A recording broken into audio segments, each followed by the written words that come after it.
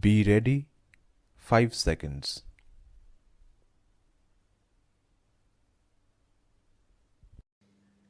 Honorable Chairperson, Sir, I thank you for this opportunity given to me to speak on the Public Examinations Bill 2024.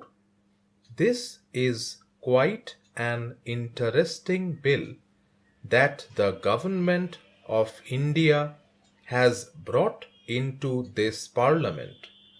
I understand that the government has seen through all the setbacks that have happened in the previous years. When a law is being enacted and is brought in the Parliament, it means that there had been some bad instances in the past and are now bringing a law.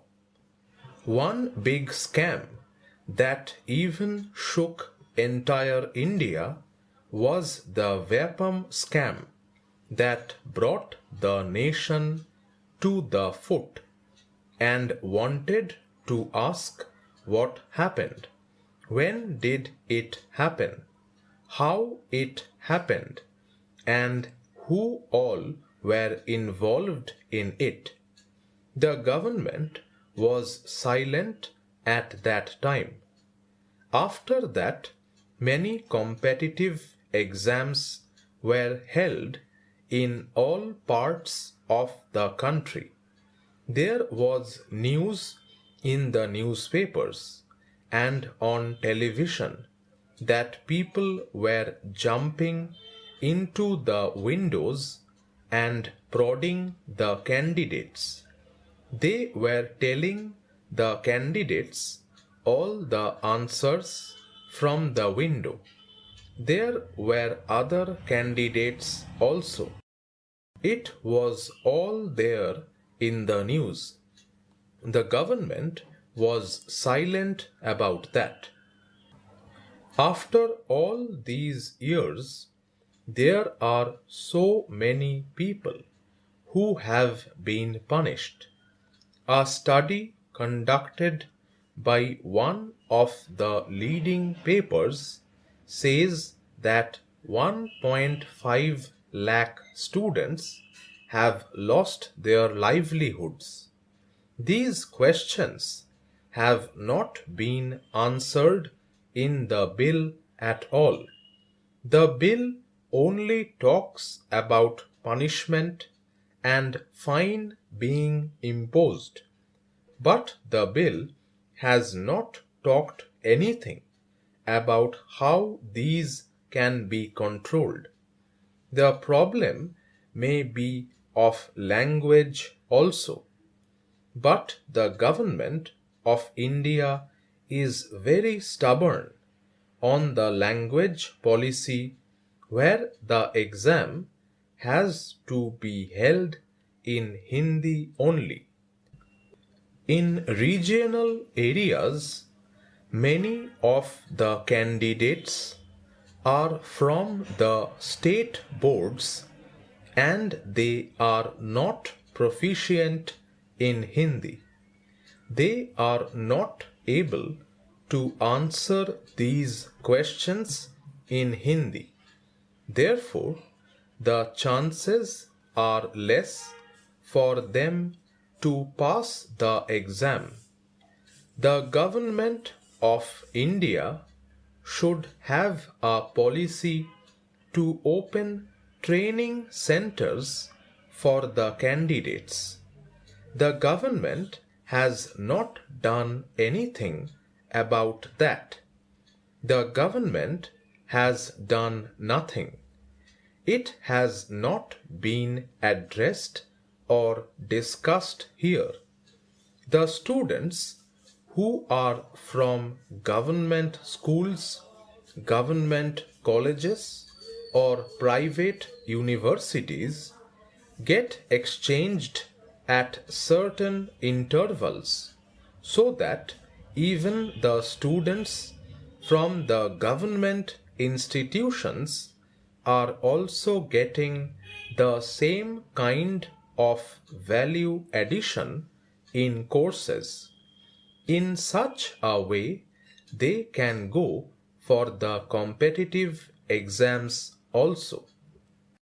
Chairperson, sir, thank you very much for giving me this opportunity to speak on this bill out of turn on my request. Sir, I strongly oppose this bill.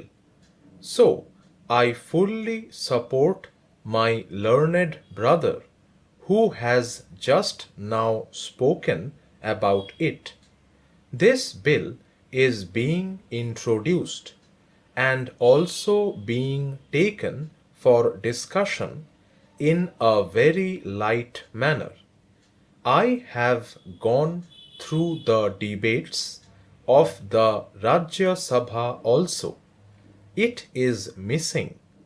I would like to know from the minister what is the intent of the bill. In the name of ease of doing business and in the name of ease of living, you are taking away the entire federal principles of the country, the Constitution. Also, ecological protection laws are being violated. That is the reason why I strongly oppose this bill. This is a very simple way in which it is being introduced, but its impact will be very high. If you go through the history to know why this law was enacted, it is very clear that on the basis of the United Nations Conference on the Human Environment held in the year 1972, three acts were enacted: Water Act, Air Act, Environment Act. Those were the landmark legislations the Parliament had passed subsequent to the independence and subsequent to this conference. They have passed resolutions. I would like to know from the minister when these resolutions were passed. Normally, this comes in the statement of objects and reasons. Politically, I would like to know about it. It is not there in the file. It is not there in the record. It is not there in the statement of objects and reasons. I am opposing this bill on two counts. The first one is that the principles of federalism are violated, and second one is that the laws are being violated. Now, the whole world is sensitive to ecological protection. Strong demand is coming from the public to have stringent laws so as to protect the nature as well as to meet the requirements in future. All the ministers were very vocal in supporting the protection of environment and ecology. After that also we had a discussion, but we have never expected such a law from the minister. Global warming and climate change are the hot topics for discussion in forums. In the United Nations Framework Convention on Climate Change Conference, all the nations, including India, took pledge to mitigate carbon emission.